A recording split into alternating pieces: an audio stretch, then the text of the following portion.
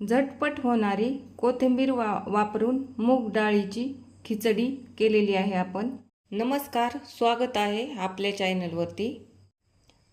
आज कोथिंबीरीपासून कोथिंबीरीची फोडणीची खिचडी करणार आहोत। त्याच्यासाठी ही 1 प्लेट कोथिंबीर घेतली, 1 वाटी तांदूळ, 1 वाटी डाळ। डाळ आणि तांदूळ समप्रमाणात घ्यायचे। सुरुवातीला ह्या खिचडीला जास्त साहित्य लागणार नाही। कांदा घेतलाय 1 कट करून, अद्रकीचा तुकडा घेतलाय, मोहरी, जिरे, तेल, हे हळद, मीठ घेतले आणि पाणी लागणार आहे आपल्याला। सुरुवातीला आपण गॅस चालू करून कुकर गॅसवर गरम करायला ठेवले। गरम कुकरमध्ये तेल टाकून घ्यायचे। तेल थोडंसंच टाकायचे। तेल गरम झालं की त्यामध्ये ही जिरे आणि मोहरी टाकून घ्यायची। जिरे मोहरी तडतडली की त्यामध्ये कांदा टाकून घ्यायचा। कांदा व्यवस्थित आपल्याला तळून घ्यायचा। कांदा थोडासा तळला की ही घेतलेली अद्रक आहे ती आपल्याला या फोडणीमध्ये खिसून घ्यायची। अद्रक थोडीशी तळून घ्यायची आपल्याला। अद्रक थोडीशी तेलामध्ये परतली की ही कोथिंबीर टाकून घ्यायची। आता खिचडी आपल्याला कोथिंबीरीची करायची, त्याच्यामुळे कोथिंबीर भरपूर वापरायची। कोथिंबीर टाकली की हे चवीप्रमाणे मीठ आणि 1 चमचा हळद टाकून घ्यायची। कोथिंबीरीला जास्त तेलामध्ये परतायची गरज नाही, त्यामुळे लगेच पाणी टाकून घ्यायचं। तांदळाचा आणि आपल्या डाळीचं प्रमाण पाहून पाणी टाकायचं। थोडंसं पाणी जास्त टाकायचं आपल्या रेग्युलरच्या खिचडीपेक्षा। ही खिचडी मऊ शिजवावी लागते। हे घेतलेले डाळ तांदूळ स्वच्छ धुवून घ्यायचे आपल्याला। डाळ तांदूळ स्वच्छ धुवून झालेत आपले। आता जे फोडणीमध्ये पाणी टाकलं होतं ना कुकरमध्ये, त्या पाण्यामध्ये हे तांदूळ आणि डाळ टाकून घ्यायचे सगळे। डाळ तांदूळ टाकून झाल्याच्या नंतर एकदा मिक्स करून घ्यायचे असे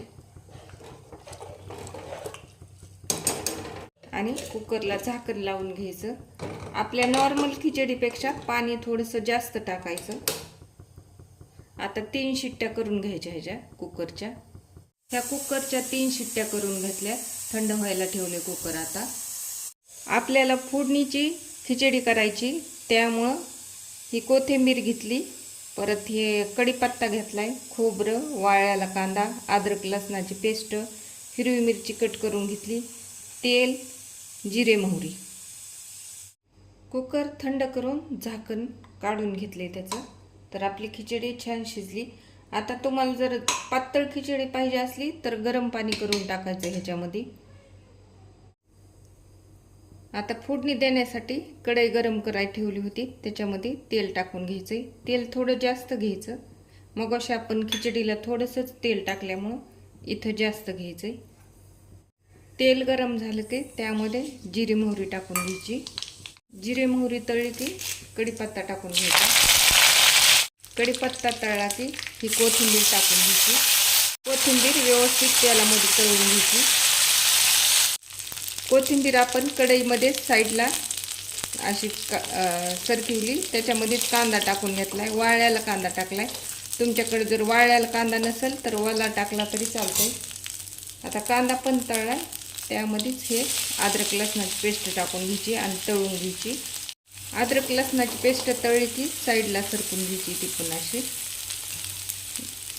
आणि त्यामध्ये ही मिरची टाकून घ्यायची शेवटला। ही मिरची जास्त तळायची गरज नाही आहे, कारण आपल्याला खायची नाही मिरची, फक्त फोडणीत टाकायची, नंतर खाताना बाजूला काढून ठेवायची। आता ही आपली फोडणी तयार आहे, तर गॅस बंद करून घ्यायले। हे घेतलेलं खोबरे ते खिचडीमध्ये टाकून घ्यायचं असं, आणि ही केलेली फोडणी ना ती टाकून घ्यायची सगळी। आता ही सगळी फोडणी ती खिचडीमध्ये मिक्स करून घ्यायची। हवं असल्यास तुम्हाला पातळ जर आवडत असली तर पूर्ण पातळ करून घ्या पाणी टाकून। आता व्यवस्थित मिक्स करून घ्यायची। गरम असल्यामुळं मिक्स व्हाय नाही जास्त, पण व्यवस्थित मिक्स करून घ्यायची पूर्ण कुकरमध्ये। ही पूर्ण फोडणी ती मी खिचडीमध्ये मिक्स करून घेतली। तयार आहे आपली साधी सिंपल कोथिंबीर टाकून केलेली फोडणीची खिचडी। तर ते आता शेजवान चटणी सोबत खायची, म्हणजे जास्त चांगली लागते। थोडीशी शेजवान चटणी अशी त्याच्यावर पसरून घ्यायची। ह्या चटणी बरोबर ही फिक्की खिचडी खूप छान लागते। ह्या खिचडीला वरतून फोडणी खूप छान लागते। नक्की ट्राय करा।